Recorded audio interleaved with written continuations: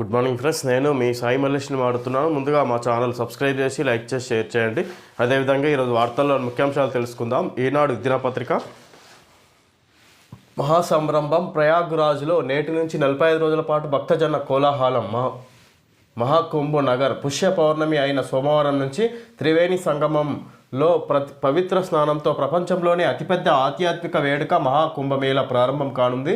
గంగా, యమున, సరస్వతి నదుల సంగమ ప్రదేశమైన ఉత్తర్ ప్రదేశ్లోని ప్రయాగ్రాజ్ ఇందుకు వేదికగా నిలుస్తుంది. 45 రోజుల పాటు జరిగే ఈ కార్యక్రమానికి దేశ విదేశాల నుంచి కోట్ల మంది భక్తులు, పర్యాటకులు రానున్నారు. మొత్తం 35 కోట్ల మంది వస్తారని యూపీ ప్రభుత్వం అంచనా వేస్తుంది. ఇది మహాసంరంభ ప్రయాగ్రాజ్లో నేటి నుంచి 45 రోజుల పాటు భక్తజన కోలాహలం. ఇది 35 కోట్ల మంది వస్తారని, ఇది 45 రోజుల పాటు కొనసాగుతుందంట. ఇది ప్రయాగ్రాజ్లో నేటి నుంచి 45 రోజుల పాటు భక్తజన కోలాహలం. డిజిటల్ కుంభమేళ, మహాకుంభమేళను ప్రశాంతంగా భక్తులకు ఇబ్బంది కలగకుండా నిర్వహించేందుకు ఉత్తరప్రదేశ్ ప్రభుత్వం భారీ ఏర్పాట్లు చేసింది. భద్రతతో పాటు సౌకర్యాల కోసం సాంకేతిక సహకారాన్ని విస్తృతంగా తీసుకుంటుంది. కృత్రిమ మేధ సహకారంతో దీనిని డిజిటల్ కుంభమేళాగా మార్చేసింది. భారతీయ ఆధ్యాత్మిక శోభను ప్రపంచానికి చాటడమే లక్ష్యంగా కుంభమేళాను నిర్వహిస్తున్నామని ముఖ్యమంత్రి యోగి ఆదిత్యనాథ్ తెలిపారు. ఇది మతపరమైన కార్యక్రమం మాత్రమే కాదని, సామాజిక ఆధ్యాత్మిక ఐక్యతకు చిహ్నమని పేర్కొన్నారు. 10,000 ఎకరాల్లో కుంభమేళాకు ఏర్పాట్లు జరిగాయని, ఏ సమయంలోనైనా 50 లక్షల మంది నుంచి 1 కోటి మంది ఉండగలిగేలా సౌకర్యాలను కల్పించామని వెల్లడించారు. భద్రత కోసం 55 పోలీస్ స్టేషన్లను ప్రభుత్వం ఏర్పాటు చేసింది. 45,000 మంది పోలీసులను మోహరించింది. సాధువులకు సంబంధించిన 13 అఖాడాలు కుంభమేళాలో భాగం కానున్నాయి. ఆదివారం నాటికే లక్షల మంది భక్తులు ప్రయాగ్రాజ్ చేరుకున్నారు. శనివారం 25 లక్షల మంది పవిత్ర స్నానాలు చేశారు. తెలుగుతో పాటు ప్రాంతీయ, అంతర్జాతీయ భాషల్లోని సేవలు అందించే కాల్ సెంటర్లను ఏర్పాటు చేశారు. విధంగా ఉత్తరప్రదేశ్ రాష్ట్ర ప్రభుత్వం విధంగా ఇక్కడ ముఖ్యమంత్రి యోగి ఆదిత్యనాథ్ ఈయన ఆధీనంలోనే ఇది కుంభమేళాను ఏర్పాటు చేసినట్టుగా చూసుకోవచ్చు. ఇది 45 రోజుల పాటు సాగుతుంది. ఇది దేశవ్యాప్తంగా ఇది అతిపెద్ద కుంభమేళాగా చెప్పుకొస్తారు. ఈ విధంగా అత్యధిక 50 లక్షల మంది నుంచి 1 కోటి మంది ఉండగలిగేలా సౌకర్యాలను కల్పించామని ముఖ్యమంత్రి వెల్లడించినట్టుగా చూసుకోవచ్చు. అందరూ సహకరించండి, ప్రపంచంతో పోటీ పడదాం. కేంద్ర మంత్రులు, భాజపా నేతలు తోడ్పడాలి. యూనివర్సిటీలకు పూర్వ వైభవం. 2028 ఒలింపిక్స్లో తెలంగాణకు పథకమే లక్ష్యం. ముఖ్యమంత్రి రేవంత్ రెడ్డి. సిహెచ్ విద్యాసాగర్ రావు రచించిన ఉనికి పుస్తకావిష్కరణ. రాష్ట్ర అభివృద్ధికి ఎలాంటి భేషజాలు లేకుండా అందరి సహకారం తీసుకుంటామని ముఖ్యమంత్రి రేవంత్ రెడ్డి పేర్కొన్నారు. రాష్ట్రాన్ని $1 ట్రిలియన్ ఆర్థిక వ్యవస్థగా తీర్చిదిద్దడమే లక్ష్యమన్నారు. ఎన్నికలప్పుడే రాజకీయాలని రాష్ట్రాన్ని ప్రగతి పదంలో నడిపించేందుకు అందరూ సహకరించాలన్నారు. కేంద్రం నుంచి రావాల్సిన వాటి కోసం రాష్ట్రానికి చెందిన కేంద్ర మంత్రులు, భాజపా రాష్ట్ర కీలక నేతలు ప్రధాని నరేంద్ర మోడీతో చర్చించాలని కోరారు. మహారాష్ట్ర, తమిళనాడు మాజీ గవర్నర్ సిహెచ్ విద్యాసాగర్ రచించిన ఉనికి ఆయన స్వీయ చరిత్ర పుస్తకాన్ని ఆదివారం హైదరాబాద్లో ముఖ్యమంత్రి ఆవిష్కరించారు. ఈ కార్యక్రమంలో విద్యాసాగర్ రావుతో పాటు హర్యానా, ఒడిశా గవర్నర్లు బండారు దత్తాత్రేయ, కంబంపాటి హరిబాబు ఉనికి పుస్తకాన్ని ఆవిష్కరిస్తున్న రేవంత్ రెడ్డి. చిత్రంలో కె. లక్ష్మణ్, శ్రీధరబాబు, బండి సంజయ్, విద్యాసాగర్ రావు, బండారు దత్తాత్రేయ, కంబంపాటి హరిబాబు, సుబ్బరామిరెడ్డి, బి. వినోద్ కుమార్. విధంగా అందరూ సహకరించండి, ప్రపంచంతో పోటీ పడదామని ఈ విధంగా సీఎం రేవంత్ రెడ్డి కార్యక్రమంలో పాల్గొని, ఈ విధంగా కేంద్ర మంత్రులు బండి సంజయ్, అదేవిధంగా ఇక్కడ బండారు దత్తాత్రేయ, వివిధ ముఖ్య నేతలు హాజరైన బీజేపీ నేతలు. ఈ విధంగా ఈ సమావేశంలో సీఎం రేవంత్ రెడ్డి పాల్గొని ఈ విధంగా రాష్ట్ర అభివృద్ధికి సహకరించాలి, ప్రపంచంతో పోటీ పడదాం, రాష్ట్ర అభివృద్ధికి ఆ స్థాయికి తీసుకెళ్దాం అన్నట్టుగా సీఎం రేవంత్ రెడ్డి చెప్పుకొచ్చారు. కేంద్ర మంత్రులు, భాజపా నేతలు తోడ్పడాలి, యూనివర్సిటీలకు పూర్వ వైభవం తీసుకొద్దామన్నట్టుగా 2028 ఒలింపిక్స్లో తెలంగాణకు పథకమే లక్ష్యంగా ముఖ్యమంత్రి రేవంత్ రెడ్డి విధంగా పుస్తకావిష్కరణ, సిహెచ్ విద్యాసాగర్ రావు రచించిన పుస్తకావిష్కరణ, ఉనికి పుస్తకావిష్కరణ కార్యక్రమంలో పాల్గొని ఈ విధంగా సీఎం రేవంత్ రెడ్డి మాట్లాడినట్టుగా చూసుకోవచ్చు. పోడు పట్టాదారులకు రైతు భరోసా మార్గదర్శకాలు విడుదల. 26 నుంచి పథకం అమలు. అటవీ హక్కుల గుర్తింపు చట్టం కింద పట్టాలు పొందిన పోడు భూములకు రైతు భరోసా పథకాన్ని వర్తింపజేస్తున్నట్లు ప్రభుత్వం ప్రకటించింది. ఈ మేరకు రైతు భరోసా విధి విధానాలపై ఆదివారం వ్యవసాయ శాఖ కార్యదర్శి ఎం. రఘునందన్ రావు మార్గదర్శకాలను విడుదల చేశారు. తెలంగాణ ప్రభుత్వం వ్యవసాయాన్ని లాభసాటిగా చేయడానికి కట్టుబడి ఉంది.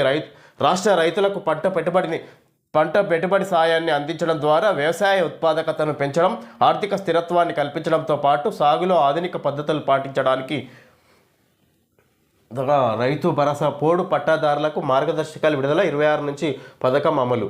అటవీ హక్కుల గుర్తింపు చట్టం కింద పట్టాలు పొందిన పోడు భూములకు రైతు భరోసా పథకాన్ని వర్తింపజేస్తున్నట్లు ప్రభుత్వం ప్రకటించింది. ఈ మేరకు రైతు భరోసా విధి విధానాలపై ఆదివారం వ్యవసాయ శాఖ కార్యదర్శి ఎం రఘునందన్ రావు మార్గదర్శకాలను విడుదల చేశారు. తెలంగాణ ప్రభుత్వం వ్యవసాయాన్ని లాభసాటిగా చేయడానికి కట్టుబడి ఉంది.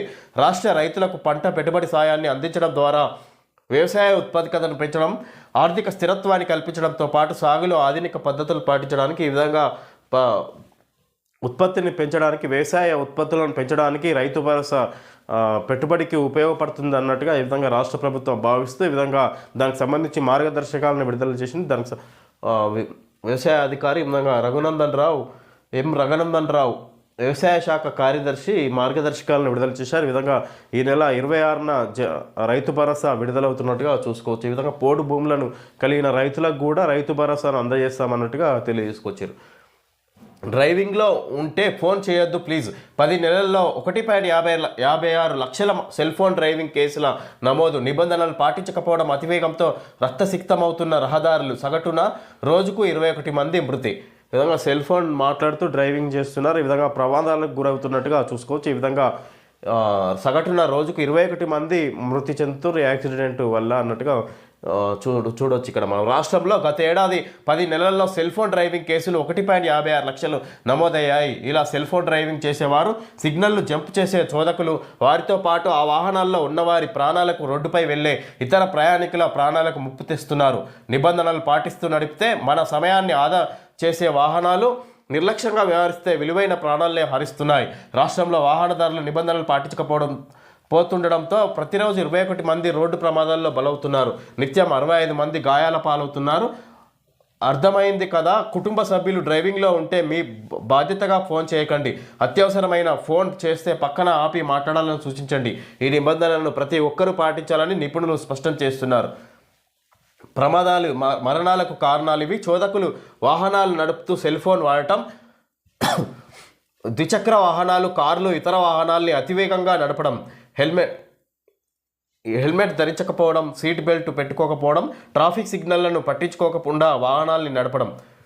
ఈ విధంగా ప్రమాదాలకు కారణాలు ఇవి. చోదకులు వాహనాలు నడుపుతూ సెల్ ఫోన్ మాట్లాడడం, ద్విచక్ర వాహనాలు, కార్లు, ఇతర వాహనాలని అతివేగంగా మాట్లాడడం, అదేవిధంగా సెల్ ఫోన్ మాట్లాడుతూ డ్రైవింగ్ చేయడం, అదేవిధంగా సీట్ బెల్ట్, హెల్మెట్ ధరించకపోవడం, ట్రాఫిక్ సిగ్నల్లను పట్టించుకోకుండా వాహనాలని నడపడం. ఈ విధంగా ఇవన్నీ కారణాలుగా చూసుకోవచ్చు. ఈ విధంగా ప్రమాదాలకు దారితీస్తున్నట్టుగా చూసుకోవచ్చు. ఈ విధంగా నిర్లక్ష్యంగా డ్రైవింగ్ చేయడం వల్ల సగటున రోజుకు 21 మంది చనిపోతున్నట్టుగా చూడవచ్చు. ఈ విధంగా 65 మంది గాయాల పాలవుతున్నారు. ఈ విధంగా ప్రమాదాలకు గురవుతున్నారు, రోడ్డు యాక్సిడెంట్లు అన్నట్టుగా చూసుకోవచ్చు. ఈ విధంగా జాగ్రత్త వహించాలి అన్నట్టుగా ఇక్కడ నిపుణులు తెలియజేస్తున్నట్టు చూసుకోవచ్చు. సమావేశంలో Huzurabad MLA Kaushik Reddy, Jagtial MLA doctor Sanjay మధ్య వాగ్వాదం. నీది ఏ పార్టీ, నీకేం సంబంధం? ఎమ్మెల్యేలు కౌశిక్ రెడ్డి, డాక్టర్ సంజయ్ల మాటల యుద్ధం. కరీంనగర్ కలెక్టరేట్ సమావేశంలో రసాభాస, మంత్రుల సమక్షంలో వాగ్వాదాలు.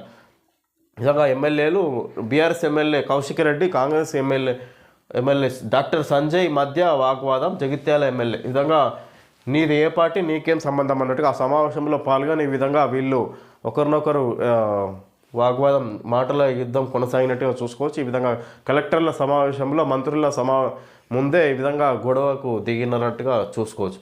ఊరెళ్ళిపోయారు మామ, ఊరెళ్ళిపోతా మామ అంటూ నగరవాసులంతా సంక్రాంతికి పల్లెబాట పట్టారు. పండగ కోసం శుక్ర, శని, ఆదివారాల్లో లక్షల మంది స్వగ్రామాలకు వెళ్లడంతో హైదరాబాద్లోని అనేక ప్రాంతాలు నిర్మానుష్యంగా కనిపిస్తున్నాయి. హైదరాబాద్ లిబర్టీ కూడలిలో ఆదివారం మధ్యాహ్నం కనిపించిన దృశ్యం ఇది.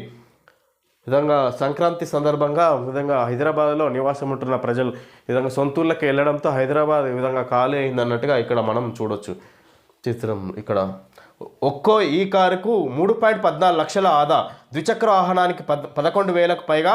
44 రోజుల్లో ఈవీల కొనుగోలుదారులకు దక్కిన రాయితీ. ఈ విధంగా ఎలక్ట్రిక్ బైక్ వాహనాలు కొనుగోలు చేయడం వల్ల వాళ్ళకు రాయితీ దక్కుతుంది. అంటే దాని ధర తగ్గించి అమ్ముతున్నట్టుగా చూసుకోవచ్చు. ప్రభుత్వం సబ్సిడీ ఇస్తున్నట్టుగా చూసుకోవచ్చు. 44 రోజుల్లో ఈవీల కొనుగోలుదారులకు దక్కిన రాయితీ అని ఇక్కడ ద్విచక్ర వాహనానికి 11,000కు పైగా. డిస్కౌంట్ ఇస్తారు. ఈ కారుకు 3.14 లక్షల వరకు ఆదా అవుతున్నట్టుగా ఇక్కడ చూడొచ్చు.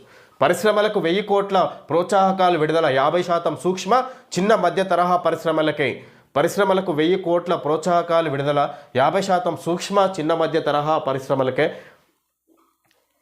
నిజంగా పరిశ్రమలకు 1000 కోట్ల ప్రోత్సాహకాలు విడుదల, 50% సూక్ష్మ చిన్న మధ్య తరహా పరిశ్రమలకే. ఈ విధంగా చిన్న పరిశ్రమలను ప్రోత్సహించడానికి ప్రభుత్వం ఈ విధంగా ప్రోత్సాహకాలను విడుదల చేసింది. దానికి సంబంధించిన నిధులను 1000 కోట్ల నిధులను విడుదల చేసినట్టుగా చూసుకోవచ్చు. ఇక్కడ మాజీ ఎంపీ మందా జగన్నాథం కన్నుమూత.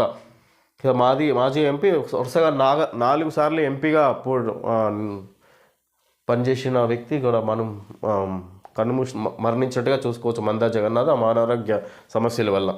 నాడి తప్పుతుంది వైద్య బోధన, ప్రభుత్వ మెడికల్ కళాశాలలో అధ్యాపకుల కొరత, చాలా చోట్ల అనాటమీ ఫిజియాలజీ విభాగాలు ఖాళీ, ఆందోళన చెందుతున్న విద్యార్థులు. మనిషికి ఏదైనా అనారోగ్యం వస్తే వైద్యులు మొదట నాడి చూస్తారు, అది కొట్టుకునే తీరు పల్స్ రేటును గమనించి వెంటనే వ్యాధిపై ఒక అంచనాకు వస్తారు. ఇదే విధంగా విద్యా సంస్థలు పనిచేస్తున్న తీరును తెలుసుకోవాలంటే అందులో బోధన సాగుతున్న తీరును గమనిస్తే సరిపోతుంది. సరిపడా బోధకులు, వసతులు లేకుంటే విద్యార్థులకు నాణ్యమైన బోధన అందదు. ఇదే పరిస్థితి రాష్ట్రంలోని ప్రభుత్వ వైద్య కళాశాలలో నెలకొంది. వాటిల్లో విద్యార్థులున్న అధ్యాపకులు లేకపోవడంతో బోధన నాడి తప్పుతుంది. విధంగా వైద్య కళాశాలలో సరిపోయేంత అధ్యాపకులు లేకపోవడంతో ఈ విధంగా విద్యార్థులు 100% ఉన్న విధంగా దానికి వాళ్ళకు బోధించే అధ్యాపకులు మాత్రం సరిపడేంత లేకపోవడంతో ఈ విధంగా గాడి తప్పుతుంది అన్నట్టుగా విద్యా బోధన అన్నట్టుగా ఇక్కడ వార్త చూడవచ్చు. ఈ విధంగా మెడికల్ విద్యార్థులకు సరైన పద్ధతిలో వాళ్ళకు నాణ్యమైన బోధన అందట్లేదు అన్నట్టుగా మనం చూడవచ్చు. జాతీయ వైద్య కమిషన్ ఎన్ఎంసీ నిబంధనల ప్రకారం 50 సీట్లున్న మెడికల్ కాలేజీలో 14 మంది ఆచార్యులు, 20 మంది సహా ఆచార్యులు, 25 మంది సహాయ ఆచార్యులు ఉండాలి. 100 సీట్లున్న మెడికల్ కాలేజీలో 17 మంది ఆచార్యులు, 27 మంది సహా ఆచార్యులు, 41 మంది సహాయ ఆచార్యులు ఉండాలి. రాష్ట్రంలోని ఏ ప్రభుత్వ వైద్య కళాశాలల్లోనూ ఈ స్థాయిలో అధ్యాపకులు లేరు. ఇటీవల ఆసిఫాబాద్ వైద్య కళాశాలలో ఎంబీబీఎస్ 2వ సంవత్సరం విద్యార్థులు ధర్నా చేశారు. విషయం తెలుసుకున్న డిఎంఈ క్షేత్రస్థాయికి వెళ్ళి పరిస్థితులను పరిశీలించి సమస్యను అధిగమించేందుకు డిప్యుటేషన్ల కోసం ఆదేశాలు జారీ చేయడం గమనార్హం. మొదటి సంవత్సరం విద్యార్థులకు అనాటమీ ఫిజియాలజీ సబ్జెక్టులు ఎంతో కీలకం, కానీ చాలా చోట్ల ఈ 2 సబ్జెక్టులు బోధించేందుకు ఒక్కరూ లేరు. విధంగా పరిశీలనకు వెళ్ళారు. ఈ విధంగా క్షేత్రస్థాయికి వెళ్ళి డిఎంఈ క్షేత్రస్థాయికి వెళ్ళి పరిస్థితులను పరిశీలించి సమస్యను అధిగమించేందుకు డిప్యుటేషన్ల కోసం ఆదేశాలు జారీ చేయడం గమనార్హం. ఈ విధంగా వైద్య కళాశాలలు పరిశీలించడానికి వెళ్ళి ఈ విధంగా డిప్యుటేషన్కి వెళ్ళిన డిఎంఈ క్షేత్రస్థాయికి వెళ్ళి పరిస్థితులను పరిశీలించి సమస్యను అధిగమించేందుకు డిప్యుటేషన్ల కోసం ఆదేశాలు జారీ చేసిన విధంగా సరైన మోతాదులో విధంగా అధ్యాపకులను నియమించాలన్నట్టుగా ఆయన తెలియజేసినట్టు చూసుకోవచ్చు. ఈ విధంగా వైద్య విద్యార్థులకు అధ్యాపకులు కొరత ఉన్నట్టుగా చూడవచ్చు. ఈ విధంగా వైద్య కళాశాలలో the original sound of generation large, royal stag boom box అని, it's our life will live it large.